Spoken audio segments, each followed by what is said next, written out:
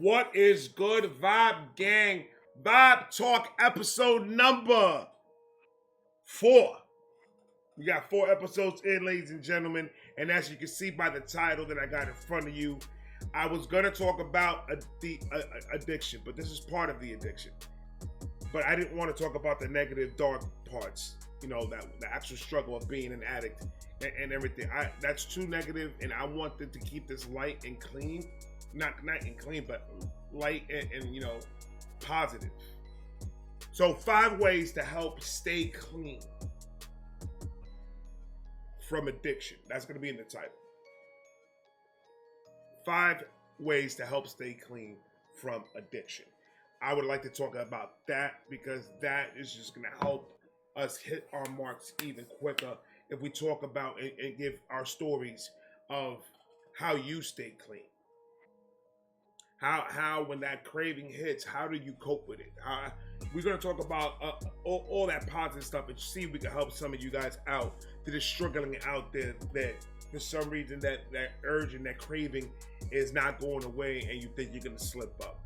So we're going to do it like this. We're going to start with number 1. We're going to go to number 5.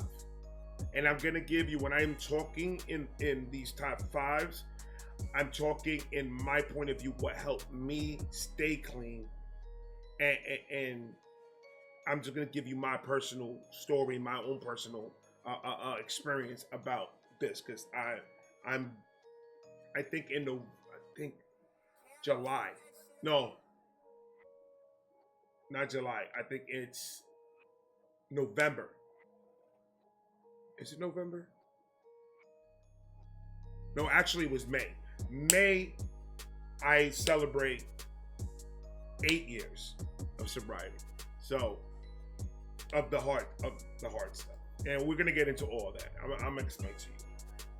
First of all, my drug of choice was never alcohol. I'll drink a beer here and there, but I don't like alcohol like that. I can drink though, but I don't like alcohol like that back in those days. Alcohol didn't really do much for me.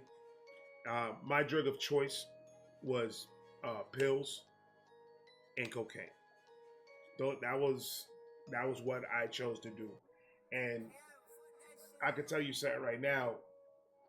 I could pinpoint the day it happened, the day that I started it, and it was at a party.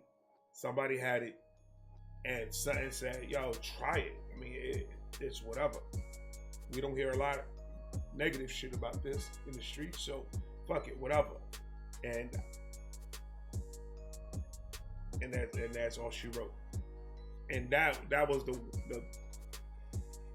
I think the worst day of my life is when I took that one bump. And then the pills came a little bit after that. And weed, I never had an addiction to weed. I never had an addiction to alcohol. I asked my wife, sometimes when you guys see me drink Corona, that beer's been there for months. I didn't even touch it. I got a whole bottle of rum that I probably got almost a full bottle still in there. I don't like drinking like that. I don't like getting like that. When it's a celebration, yeah, I'll drink, I'll turn up, but usually what alcohol does to me is makes me pass the fuck out.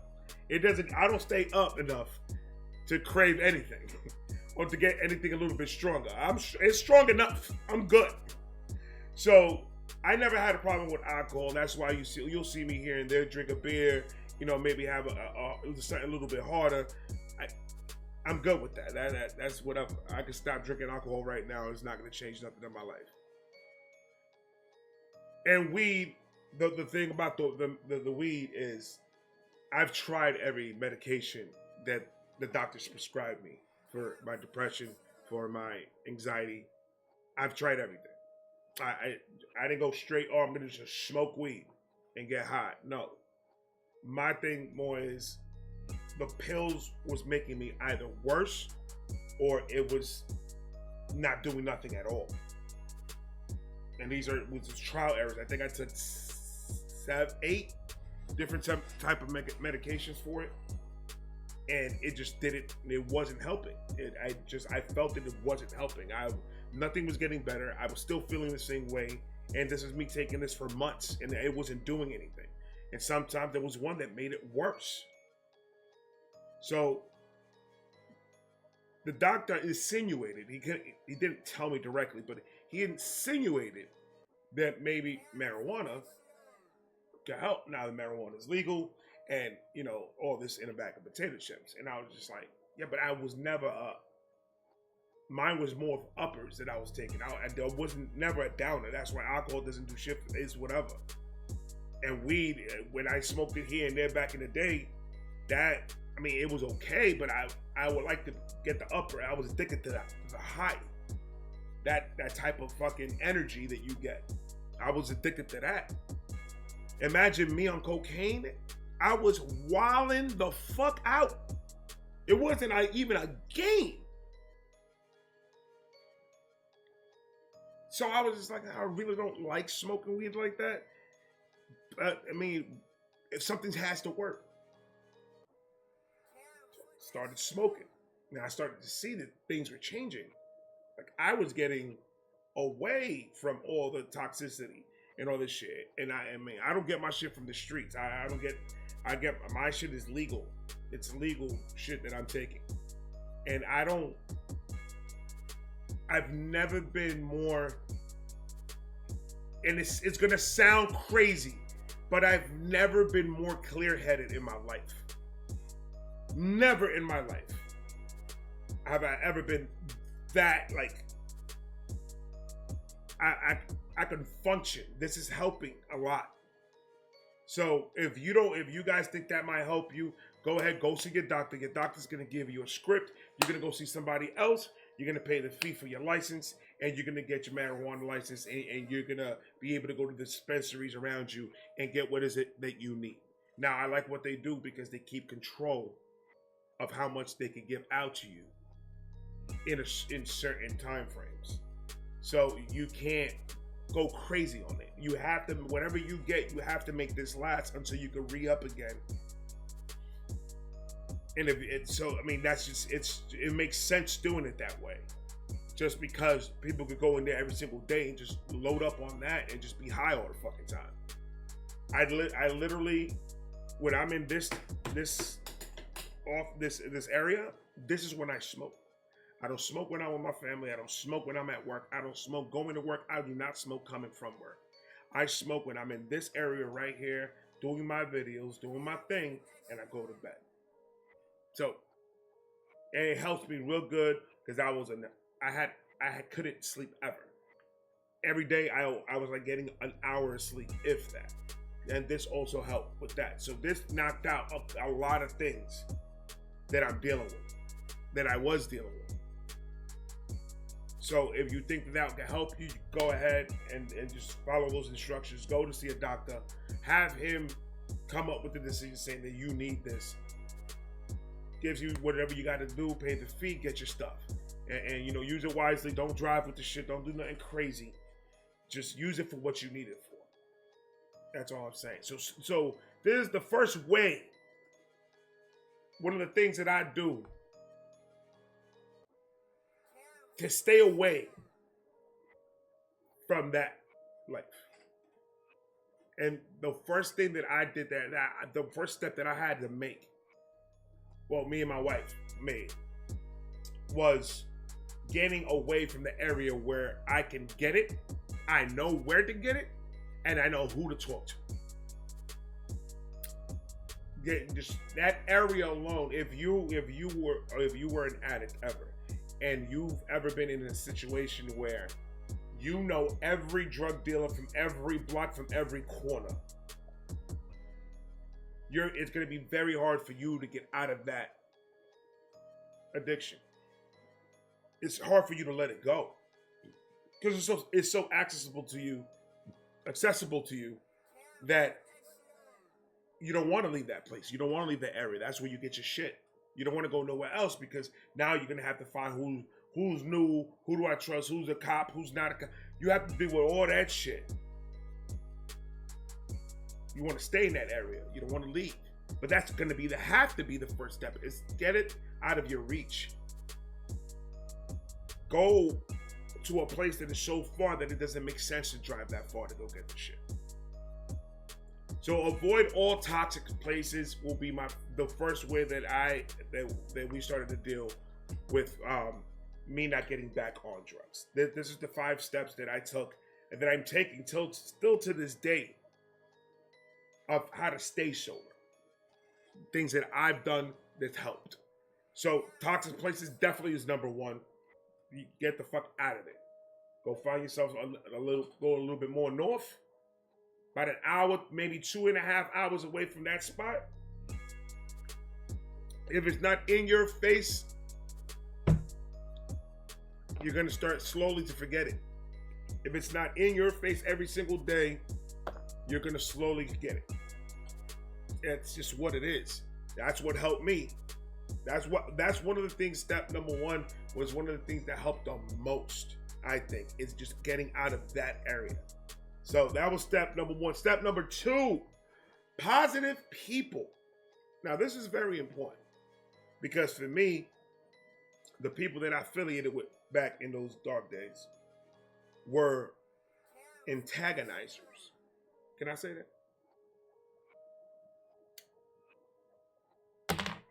They were the ones that, yo man, I know you ain't doing that real quick, but you want to come to this party that I'm throwing? Like, yo, you my boy, you my nigga. Come through. You don't make me feel bad for you to come through. And then you come through, and they knew what they were doing in the beginning. He had a half a key that he's trying to fucking sell to you. And that shit needs to go ASAP. And he know you got money. So figure it out. Figure it out. That nigga is trying to bait you into that shit. You don't need those positive people, those type of people. Not positive people. You don't need those type of people. Because those are the ones that are going to be those snakes that we like to talk about a lot. That's how you form snakes. You'll be infested around them. Because you're easy fucking prey.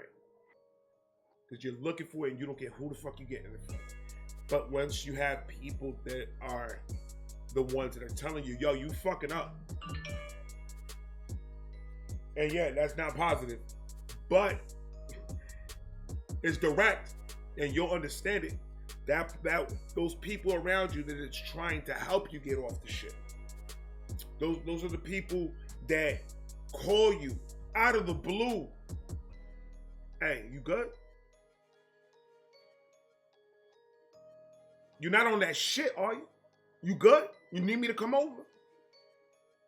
Those are the type of people that you need around you, especially in the process that you have already done. And shout out to everybody that's had 1 day sober. Shout out to the people that's had 30 minutes sober. Shout out to the people that are deciding right now, right this moment, that they're gonna stop doing that shit. Shout out to all of you. It's a struggle and it's hard. Positive people is very important to have around you, because if you start getting with the negative, and then you're going to start going back inside your head, and that headspace is no place you want to be at. Because you're going to do what you know how to do. It's going to be a cycle. It's going to keep on happening. Try to keep negative that way. Try to keep as much positive around you. And especially if you have a 9 to 5 and you have to work a job for real and you're surrounded by people, you're gonna have to understand that not everybody is your friend. You have to understand that you have to keep it arm's length. You know the positive people that you know. You know how I know you know the positive people that are around you? Are the ones that are pissing you off because they're telling you get off the shit. Those are the ones that are telling you you're a fucking asshole and you're a lowlife. Get off that shit. You're gonna kill yourself, and those are the ones that you hate talking to. Am I wrong? No, I'm not. I'm not wrong. But those are the ones that you need around you. So positive people is definitely going to be number 2 for that one. Because the more positive around you, the less negative you are thinking in your head, the more you got to look forward to. And it just starts to cycle. It just starts to cycle. Like, and the more positive people you have around you, the better you get. It's crazy how that works. It's crazy how that works. But those are the things that I do, still doing actively right now to keep positive people around me. I don't want to have this negative shit on me. That's why you see me, I mentioned the haters and I talk about the haters and all this other shit. People say that I'm cloud chasing. Okay, dude, we're all cloud chasing. What is a cloud chase? Who put this negative narrative on cloud chasing? Every artist in the world is a cloud chaser. You know why? Because every rapper in the world loves their art so fucking much that why not get paid for doing what you love? So you're gonna do things and you're gonna sing things and you're gonna rap this way and you're gonna bust your ass and you're gonna work your ass off to make sure that you're gonna get to that point where you can do this full time and everything's great because you're loving what you're doing. If that's cloud chasing, then it's cloud chasing.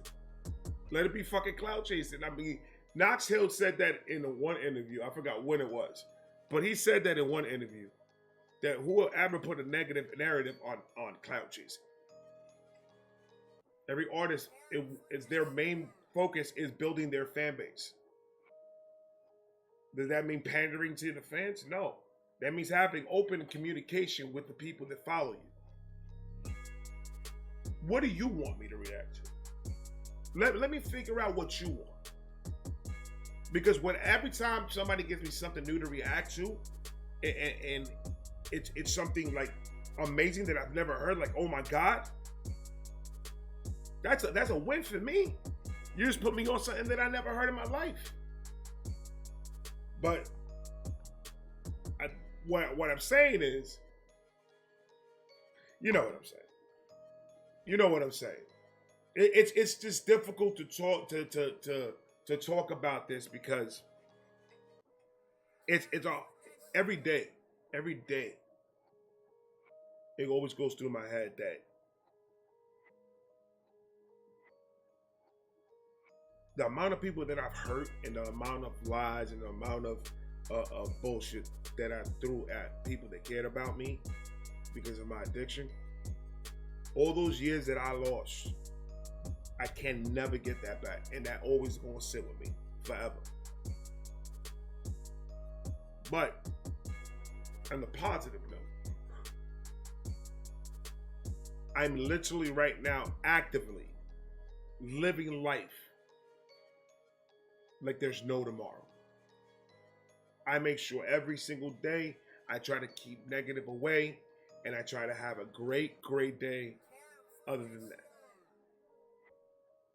I'm doing more with the kids, more active with the family thing.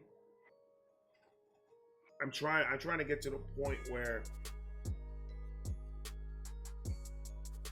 it's not ever going to ever be a thought anymore that I fixed what I fucked up. I'm not nowhere close to being at that moment right now. But once I get there, I think that's going to be the day that I'll stop ever mentioning that was my past life. I'll stop mentioning it about my addiction, about all that. I'll just stop talking about it. Because at that moment, I know now I'm 100% clean. So that was number what was it? Number 2? Yeah, positive people was number 2. Number 3, ladies and gentlemen, is learn how to resist. This was the toughest thing in the world for me to do because literally I started smoking weed a year ago. I have, think about that. I have 7 years sober. I only started smoking weed like this a year ago. Yeah, it was a year. It's been a year. It's been a year. So, I've had 6 years that I was completely doing nothing. And if you're doing it that way, these are the tips that help me to learn how to resist. Keep yourself absolutely busy. 100% busy. A busy mind keeps you out of trouble. You understand? Learn how to say no. I guarantee you feel better. If somebody comes up to you and offers you a bag of whatever it is that you do, and your body is already reaching, right? And then you say no, I'm good, and walk away, best feeling in the fucking world. That's a notch in your belt, man. That's a notch. Learning how to resist is going to be the toughest thing in the world to do, because you actively have to be doing it throughout the whole entire time. There's so many devils out there, so many demons out there that are trying to see you go down, that it's incredible that it's not like plain as day. Like we don't register it until it's too late. And the resisting part of it all is just what worked for me was keeping myself busy. My paintings, I started slow. I started doing research on how to do pour painting and everything. And then I did my first pour paint, and then boom, I started moving to bigger canvases, and then so on and so forth.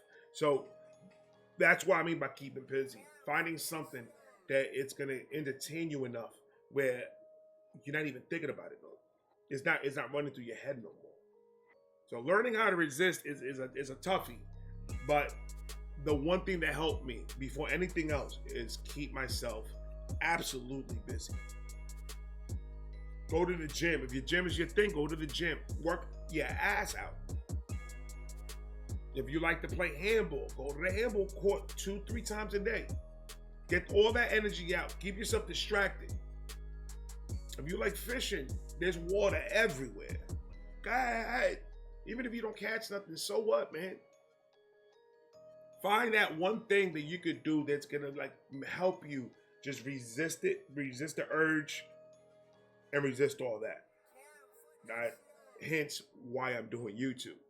So I stopped on the pour painting because I found something more. How can I say? I gotta do a lot more actively, like setting it up and, you know, commenting back to the fans and editing the videos and doing all that. It's a whole process when you do a video. So that's a constant thing that I do all night long. I don't have time. Sometimes I'm like in the point of like publishing all my videos and I'm not even smoking half the time I'm doing it. I'm just, because I get focused to a point where I need to get this stuff done. I need to get this stuff out. So this right here, right now, is my true drug, is doing YouTube. This helped me out. I would say more than anything else could help me out to resist the urge to do anything harder and to go wild out like I used to. So shout out to YouTube. You don't hear that a lot though. Everybody want to trash YouTube, nigga, but when the niggas pay you on time though, right? All right, then shut up.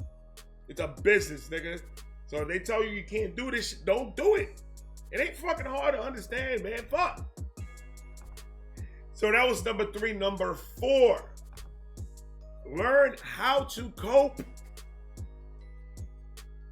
Now, what does this mean, right? I'm going to tell you what it means. It means, let me put you in the scenario. Sit down, close your eyes real quick, man. Close your eyes with me. Follow my fingers. Eyes are shut. Cool. Close. Imagine you wake up. You got a flat tire. Hold on. It gets worse. You got a flat tire. You call your boss. I'm going to be late. I got to go change this. I got to put a spare on. Go ahead. You go to the trunk. Spare's flat. Now you got to go to the gas station, walk in to go fill it up. You fill it up, you find out the valve stem is broken. It's not holding it. It's already becoming a shitty day, isn't it? Federico, close your eyes, nigga. You finally get the spare plugged up, throw it in the car, driving to work. Driving to work, now you late. Trying to get there quick. Cop pulls you over, 45 minutes. Ugh. Gives you a ticket for speeding. Doing 75 on the 15. If you're driving that fast, you need your license taken from you. You still got your eyes closed? Think about it.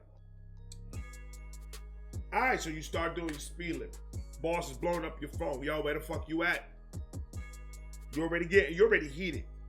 You haven't gotten your cigarettes. You haven't gotten nothing because you've been too busy doing all this shit. Okay. You get to work. Boom. Park the car.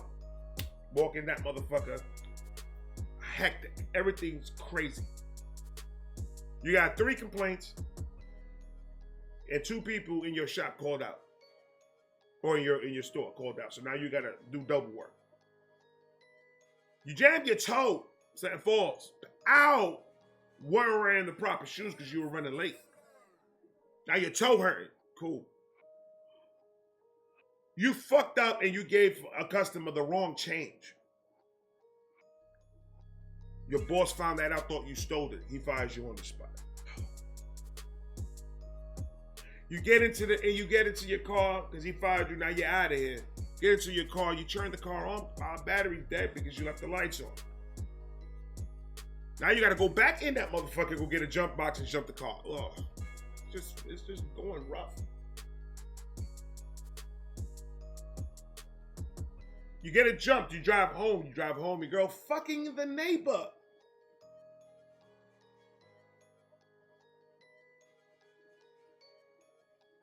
You know how stressful that situation is? Open your eyes. I'm sorry. Open your eyes. You know how stressful that situation can be? Learn how to cope means learn how to cope with your stresses, learn how to cope with bad days, learn how to cope with arguments with your wife, learn how to cope when your kids are pissing you off, learn how to cope when your boss is pissing you off. Learning how to cope is not easy. Because what was our go-to every time we get stressed? I'm gonna go get high. Fuck yeah. Fire me. I don't give a shit. And you go get high. That's gone now. So what do? You know what I do when it's learn how to cope? And like I told you guys, I don't smoke at work. That's dumb. I don't smoke driving. That's even stupider. Trying to lose my fucking life because I want to get high. I want to get high off of marijuanas because I'm stressed out and I want to hit it real quick. No. You gotta learn how to drive safe, ladies and gentlemen. I live in a part of Florida where it's all highway everywhere, and these motherfuckers do not care about you next to them. They will run you off the fucking road if that means they gotta make that left. That's just what it is. So I can't even imagine getting fucked up and driving. I don't even want to even think that. Niggas don't care. But learning how to cope is so difficult because you have to keep on reminding yourself over and over again what you're gonna lose. What are you going to lose if you go back to that? Learning how to cope. How am I gonna deal with these stresses without getting high? I don't make no official decision, or I don't make no business decision ever if I'm high. That's a little bit about me. If I smoked, I'm not going to make no decision because I'm probably not going to feel that way in the morning. I don't know, but I don't want to make rough decisions off of smoking, so I don't do it. I wait until I'm sober the next day. I'm high, probably 3 hours in a day.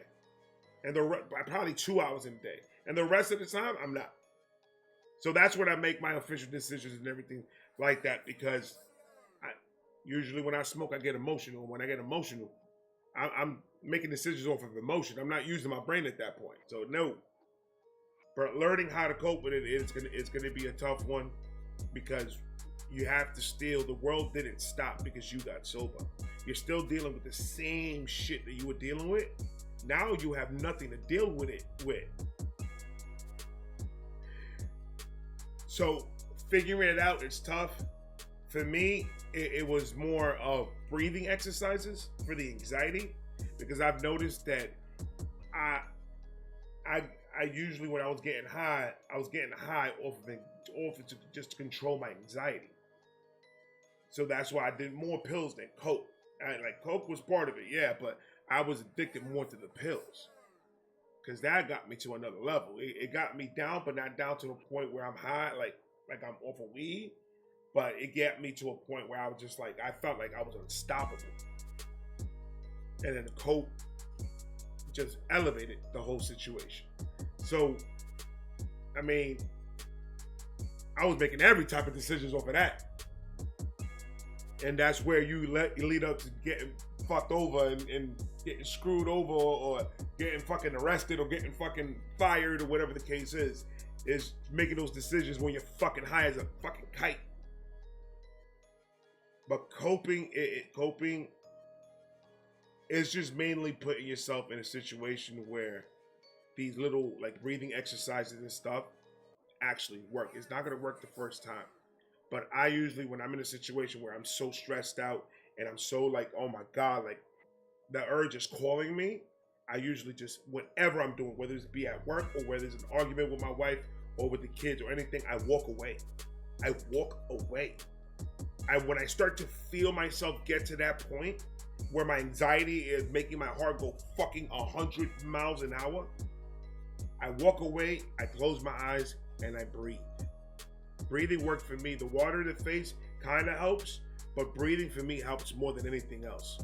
So breathing exercises is good. Meditation is also good. I meditate. I try to meditate at least once a week because it's extensive how I do my meditation. So I can't do that every single night. So that's what I do. I just sit there. I meditate for about a good hour. And I just really get into what I'm doing. Usually is, I'm in the shower with warm, very, very warm water, and I'm listening to just like classical music. It's just beats. It's like meditation beats. I like flutes, so I listen to like the Indian flutes, meditation music, and I just get into that zone. I just let the flute talk to me, and I do that for an hour. Water bill crazy. I don't pay water. I'm good. But I just keep in that zone for an hour. Rejuvenation at its finest.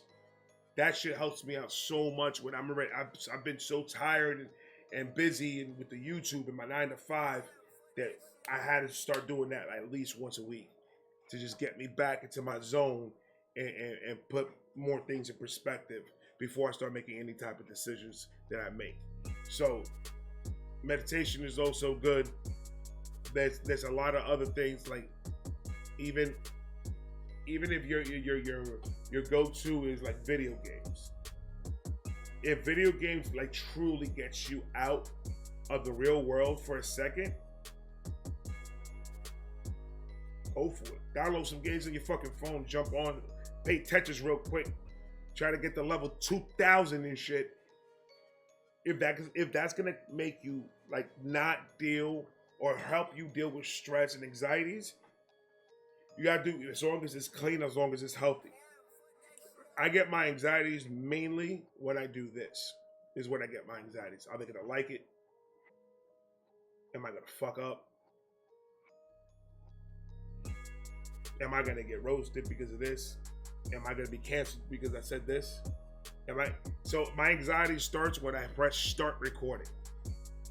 That's why I smoke only when I do my videos or when I'm doing anything that has to do with just chatting with the guys and connecting with the fans and stuff like that. That's when you're gonna see me, and that's pretty much the only time you're gonna see me smoke and drink or do anything like that.